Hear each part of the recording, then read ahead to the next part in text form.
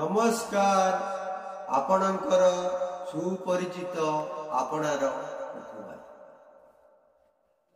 आजिर सुचरित समय सहित मनीषर पसंद बदली जाई थाए किंतु हृदय रे कहा प्रति थिबा प्रकृतर भल पाइबा शेष निश्वास थिबा पर्यंत बदली न थाए। आवश्यकता सरीगले गछ भी तार सुखिला पत्र को निज देहरु अलगा करी दिए। ए मनीषक कथा कौन बा कहबा।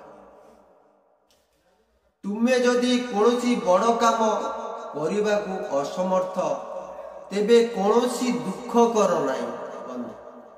एक छोट काम को बड़ भावरे कर। समय बहुत अजब होइथाए ता सांगरे चलिले भाग्य बदली जाए ओ न चलिले समय बदली